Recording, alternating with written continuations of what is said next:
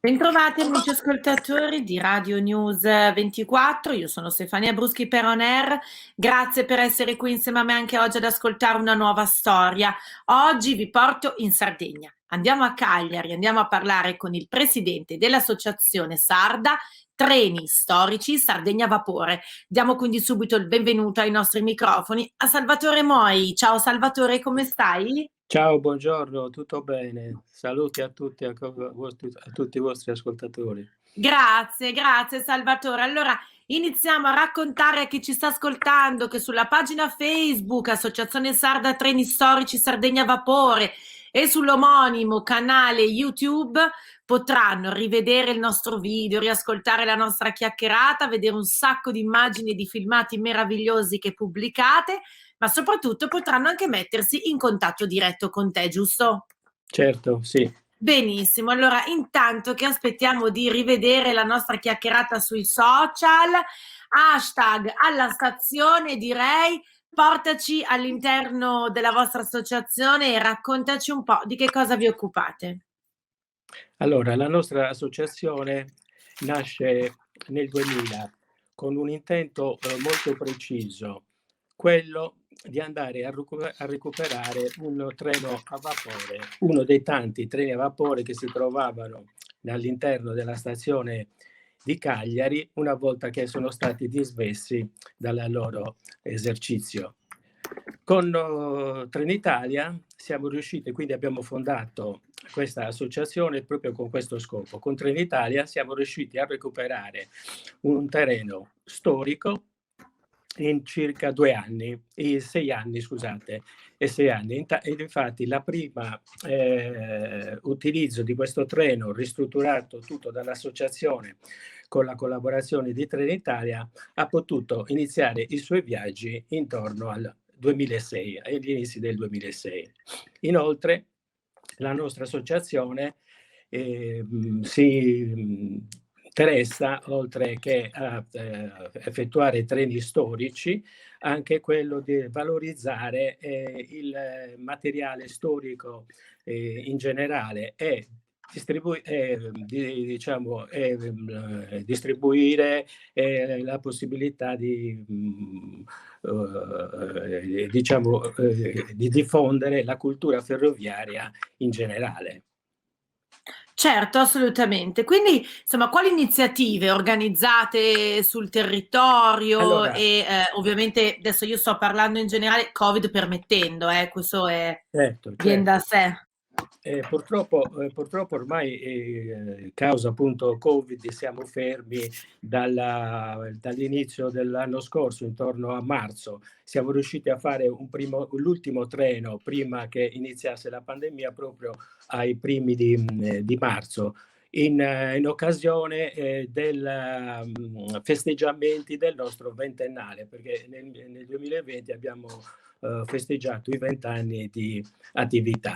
Quindi cosa facciamo? Noi utilizziamo questo treno storico che è di proprietà di Fondazione FS, noi lo gestiamo, abbiamo una convenzione con Fondazione e effettuiamo treni storici su tutta la Sardegna. In modo particolare le tratte principali che noi utilizziamo sono la Cagliari-Oristano, la Cagliari-San Gavino e la Cagliari-Iglesias e la Cagliari-Calbonia. Andiamo anche sul Cagliari Golfo Aranci, e quando facciamo quindi treni lunghi, perché il nostro treno è richiesto in modo particolare per fare questi viaggi lunghi da inglesi, da francesi e anche da svizzeri, che ci chiedono questi particolari viaggi, perché loro utilizzano la Sardegna per fare vacanze proprio a vapore, sia con noi che gestiamo appunto questo treno delle Ferrovie dello Stato, sia con le altre ferrovie in concessione che sono di proprietà dell'Aste, che è dell'azienda del trasporto regionale in Sardegna. Questo per quanto riguarda i viaggi con il treno storico, con il quale andiamo a visitare musei, miniere ed eventi in generale di tipo sociale in Sardegna. Inoltre poi per la divulgazione della cultura ferroviaria noi ogni anno in collaborazione con il Dopolavoro Nazionale facciamo parte di un progetto Scuola Ferrovia. Cosa Che facciamo? bello! Cosa facciamo con questo progetto? Molto bello. Noi ogni anno circa avviciniamo con questo progetto intorno agli 800.000 bambini. Stiamo parlando di scuole elementari, terza, quarta e quinta e di prima media. Cosa facciamo? Questo progetto Scuola Ferrovia consiste in 2 giornate. Una giornata la dedichiamo in aula agli studenti, e quindi ci portiamo nella scuola raccontiamo un po' del treno, in modo particolare della sua funzione sociale che ha avuto e della nascita del treno a vapore. Facciamo conoscere Certo. come una volta si viaggiava Mhm. in treno. Raccontiamo un po' di storia del treno e dopo ci diamo appuntamento in stazione. Quindi dopo questa lezione che dura circa un'ora e mezza, perché poi i ragazzi in effetti Certo. si stancano, li invitiamo in stazione a passare una giornata con noi in stazione.